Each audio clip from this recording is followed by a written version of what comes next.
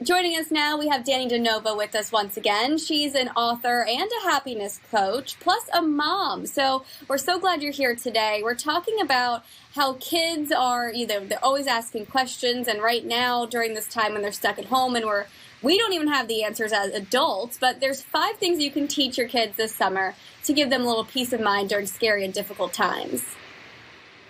I think parents at home right now are seeing that there's a lot of information coming towards our kids from school, right? But there's so many questions that aren't being answered, and our kids are just as anxious as we are. So I kind of thought maybe it would be a good idea to sit down and come up with some ways to help my daughter and help other kids out there who are struggling with all this information coming in and not really being able to make sense of all of it. Absolutely. So I have 5 things to teach your kids while you're stuck at home this summer and to help them during those difficult times. And the first is teaching them how to think critically. And by this, I mean being able to take in new information and sort of integrate it with things that we've already learned and come up with a creative solution to a problem. Schools really teach us how to memorize information, but not so much how to build upon information we've already learned. And when we're able to think creatively, not only can we solve problems, but we can change the way that we think about things and become a better person. Perfect. Okay. So isn't this like an acronym of TEACH? TEACH, yes. Okay. Yes, so think critically. Yeah, think critically.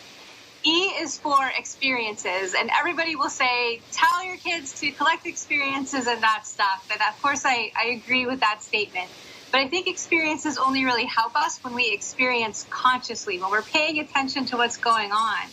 So I tell parents, make sure that you're making sure your kids are paying attention when they're experiencing something new, and then help them sort of digest that information when it's over. Ask them, what did you see? What did you learn? How did you feel?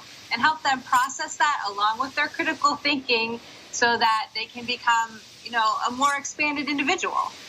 Right. I know, like when I would go on trips with my parents to like historical sites when I was younger, I wasn't really paying attention. And now as an adult, I'm like, oh, this is so interesting. So that is a good thing to keep in mind. Make sure they're really experiencing it and not just being there. So now we're up to the A. Right. So A is for attitude, and this isn't about the kid who back talks at home. Attitude is really how we see ourselves and how we see our lives and our world around us. So this also impacts how kids see themselves as achievers and learners. And if you're a parent who has kind of a negative attitude or not the best attitude, chances are your child is going to follow along in those footsteps. So I tell parents, make sure that you're watching your attitude, and you'll see your child's attitude change. Absolutely. Something good to keep in mind, because they will be the little copycats that they are. And now we're up to C in TEACH. So C is for coping skills, and this is about teaching your kids how to be resilient after those times of pain and loss and failure. So failure, the first time your kid fails should not be when they're graduated college and off onto their first job. We should let them go through the process, trying to keep them safe, of course, but allowing them to fail and learn from that process. But then, of course, being really supportive when they try again, because it's really hard to try again after you've screwed something up without the support of the people that you love. Yeah, I actually have a funny story about this. When I was in 8th grade, I got my first F on a math test. Oh, no. And I was so upset. I was a straight A student my whole life, and so this was like, I just didn't understand. We were learning pre-algebra, I think. So I went home and I'm crying, and my dad comes over and gives me a high five. Congrats on getting your first F, your first of many failures to come. And it was like, he wasn't being sarcastic. He was just like teaching me, like, it's okay to fail. Like the next time I'll get a better grade. I'll rebound from it. So I've always remembered that and been like, okay, if you fail a test, it's not the end of the world. Right. And I mean, your dad had a great attitude about failure, which is that, hey, you learned from the experience. So do what you got to do and try again. Absolutely. And I got an A the next time, so it wasn't the end of the world. There you go. And now we're up to the last letter. Yes, the last letter is H, and that stands for heart, which is just about having the courage to do all of these things and try all of these things and achieve all of these things.